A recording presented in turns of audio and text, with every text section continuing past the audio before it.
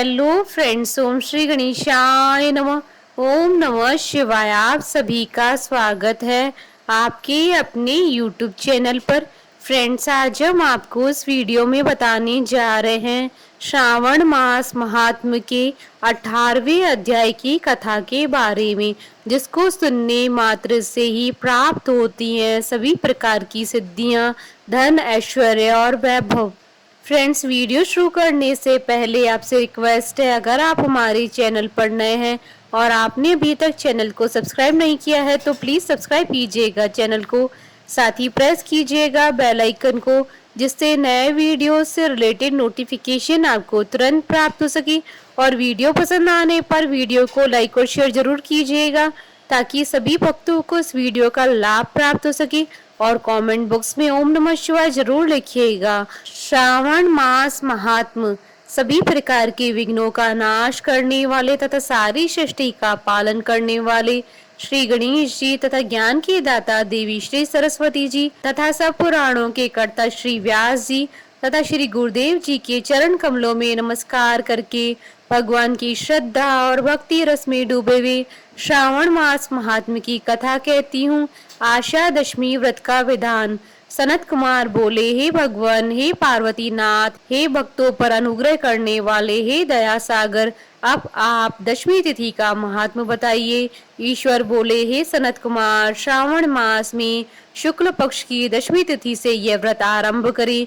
पुनः प्रत्येक महीने में शुक्ल पक्ष की दशमी तिथि को यह व्रत करें। इस प्रकार 12 महीने में इस उत्तम व्रत को करके बाद में श्रावण मास में शुक्ल पक्ष की दशमी तिथि पर इसका उद्यापन करें।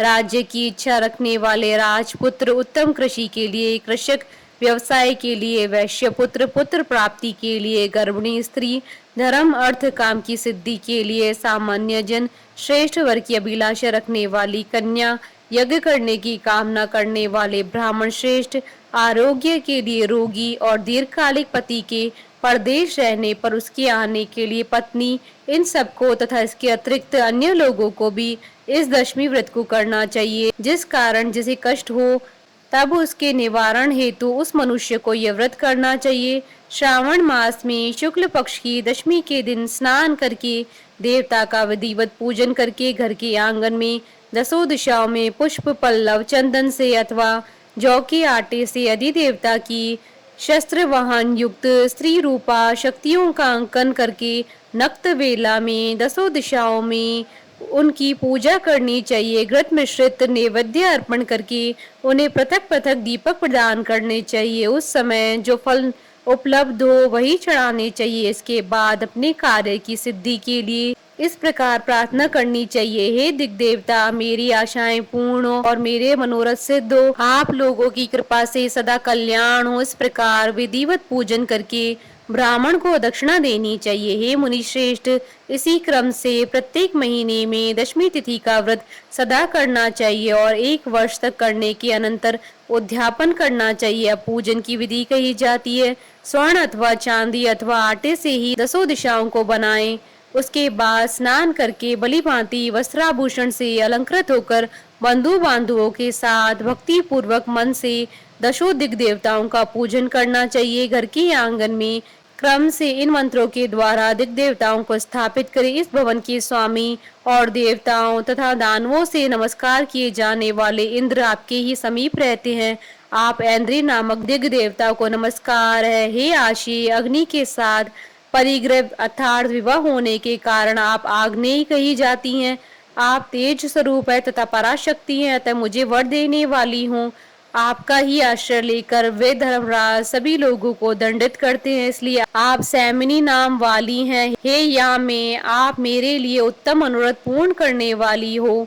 हाथ में खड़ग धारण किए हुए मृत्यु देवता आपका ही आश्रय ग्रहण करते हैं, अतः आप निर्रिक्ति रूपा हैं। आप मेरी आशा को पूर्ण कीजिए। हे वारुणी, समस्त भुवनों के आधार तथा जल जीवों के स्वामी वरुण देव आप में निवास करते हैं, अतः मेरे कार्य तथा धर्म को पूर्ण करने के लिए आप तत्पर हो। आप जगत के आदि स्वरूप वायुदेव के साथ अधिष्ठित है, इसलिए आप वाव्य हैं। हे वाव्य, आप मेरे घर में नित्य शांति प्रदान करें।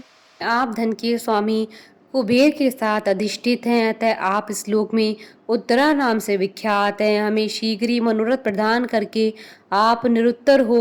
हे ऐशानी, आप जगत के स्वामी शंभु के साथ सुशोभित होती हैं। हे शुभे, हे देवी, मेरी अभिलाषाओं को पूर्ण कीजिए। आपको नमस्कार है, नमस्कार है। आप समस्त लोकों के ऊपर अधिष्ठित हैं, सदा कल्याण करने वाली हैं और सनक आदि मुनियों से घिरी रहती हैं।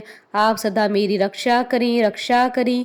सभी नक्षत्र, ग्रह, तारागण तथा जो नक्षत्र माताएं हैं और जो भूत प्रेत तथा विघ्न का नाश करने वाले विनायक हैं, उनकी मैंने भक्ति युक्त मन से भक्ति पूर्वक पूजा की है।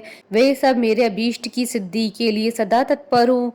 नीचे के लोकों में आप सर्पों तथा नेवलों के साथ सेवित हैं, अतः नाग पत्नियों सहित आप मेरे ऊपर प्रसन्न हो।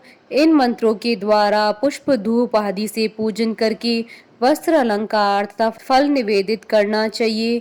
इसके बाद वाद्य ध्वनि, गीत, नृत्य आदि मंगल कृत्यों और नाचती हुई श्रेष्ठ स्त्रियों के सहित जागरण करके रात्रि व्यतीत करनी चाहिए। कुमकुम, अक्षत, तांबूल, दान, मान आदि के द्वारा भक्ति पूर्वक मन से उस रात्रि को सुखपूर्वक व्यतीत करके प्रातःकाल प्रतिमाओं की पूजा करके ब्राह्मण को प्रदान कर देनी चाहिए।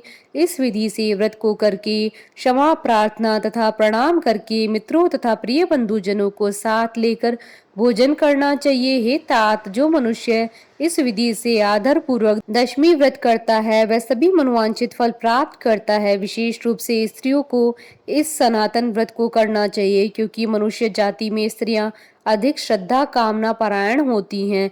हे मुनि श्रेष्ठ, धन प्रदान करने वाले, यश देने वाले, आयु बढ़ाने वाले तथा सभी कामनाओं का फल प्रदान करने वाले इस व्रत को मैंने आपसे कह दिया। तीनों लोकों में अन्य कोई भी व्रत इसके समान नहीं है। हे ब्रह्मपुत्रों में श्रेष्ठ, वांछित फल की कामना करने वाले जो मनुष्य दशमी तिथि को दशों दिशाओं की सदा पूजा करते हैं, उनके हृदय में स्थित सभी बड़ी बड़ी कामनाओं को वे दिशाएं फलीभूत कर देती हैं। इसमें अधिक कहने से क्या प्रयोजन है। हे सनत कुमार, यह व्रत मोक्षदायक है, इसमें संदेह नहीं करना चाहिए। इस व्रत के समान न कोई व्रत है और न कोई होगा। इस प्रकार श्री स्कंद पुराण के अंतर्गत ईश्वर सनत कुमार संवाद में श्रावण मास महात्म्य में आशा दशमी व्रत कथन नामक 18वां अध्याय पूर्ण हुआ। बोलिए भगवान शंकर, माता पार्वती जी की जय। हमारे साथ इस वीडियो में अंत तक बने रहने के लिए आपका धन्यवाद। ओम श्री गणेशाय नमः। ओम नमः शिवाय।